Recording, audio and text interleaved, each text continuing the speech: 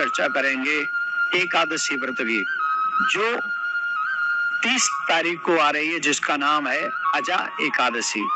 अजा एकादशी का विशेष महत्व माना जाता है। धार्मिक मान्यताओं के अनुसार इस एकादशी का व्रत रखने से तथा दान देने वाले व्यक्ति सभी संसारिक सुखों को भोगने के बाद विष्णु लोक को प्राप्त कर जाते हैं।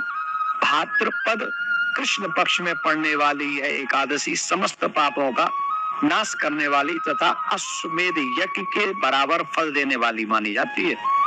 इस दिन विधि विधान के साथ भगवान विष्णु की पूजा करना चाहिए। इस एकादशी के बारे में बताते हुए भगवान श्री कृष्ण ने युधिष्ठिर से कहा था, अजा एकादशी पर व्रत रखकर विधि विधान से पूजा करने से व्यक्ति अपने सभी पापों से मुक्ति पा लेता है और मोक्ष की प्राप्ति कर सकता है।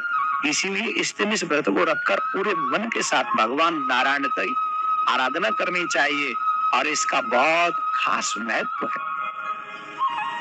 अजा एकादशी व्रत की जो कथा है वो पुराने काल में भगवान श्री राम के वंश में अयोध्या नगरी में एक चक्रवर्ती राजा हरिश्चंद्र के नाम से जाने जाते थे।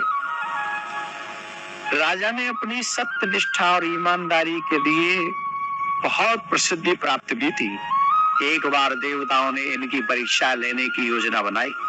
राजा ने स्वप्न में देखा कि ऋषि विश्वामित्र को उन्होंने अपना राजपाट सब दान दे दिया है। सुबह विश्वामित्र वास्तव में उनके द्वार पर आकर बैठ गए और कहने लगे, तुमने स्वप्न में मुझे अपना राज्य दान दिया है, तो बताओ राजा, तुम्हारा क्या प्रोग्राम है? तुम्हारी सत्यनिष्ठ व्रत का जो पालन करते हुए जी को एक क्षण में सौंप दिया। दान देने के लिए दक्षिणा चुकाने हेतु राजा हरिश्चंद्र को पूर्व जन्म के कर्म के फल को कारण पत्नी, बेटा एवं खुद को बेचना पड़ा। हरिश्चंद्र को एक सेवक के यहाँ अपने आप को बेच दिया था। शमशान भूमि में लोगों के दाह संस्कार का वो कर चुका कर लाते थे। वह स्वयं एक चांडाल का दास बन गया था। उसने एक चांडाल के यहाँ वस्त्र लेना, कफन लेना, कर लेने का काम किया था, किंतु उसने इस आपत्ति भरे काम से भी अपने सत्य को छोड़ा नहीं था। जब इसी प्रकार उसे कई वर्ष बीत गए तो उसे अपने नीच कर्म पर बड़ा दुख हुआ और वह इससे मुक्त होने के उपाय खोजने लगा। वह सदैव इसी चिंता में रहने लगा, राजा कि मैं क्या करूं जिससे इस कर्म से मुझे मुक्ति पाऊं। एक बार की बात है, वो इसी चिंता में बैठा हुआ के पास में पहुंचे और हरिश्चंद्र ने उन्हें प्रणाम किया और अपनी दुख भरी कथा उनको सुनाने लगे। राजा हरिश्चंद्र की दुख भरी कहानी सुनकर महर्षि गौतम भी अत्यंत दुखी हो गए और उन्होंने राजा से कहा कि राजन, भादों माह की कृष्ण पक्ष की एकादशी का नाम अजा है। तुम उस एकादशी व्रत को विधि पूर्वक करो तथा रात्रि को जागरण करो, इससे तुम्हारे सभी पाप नष्ट हो जाएंगे।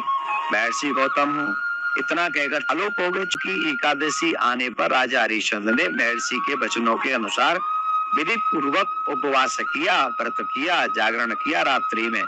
इस व्रत के प्रभाव से राजा के सभी पाप नष्ट हो गए और उस समय स्वर्ग में नगाड़े बजने लगे तथा पुष्प की वर्षा होने लगी और उन्होंने अपने सामने ब्रह्मा, विष्णु, महेश तथा देवेंद्र आदि देवताओं को खड़ा पाया।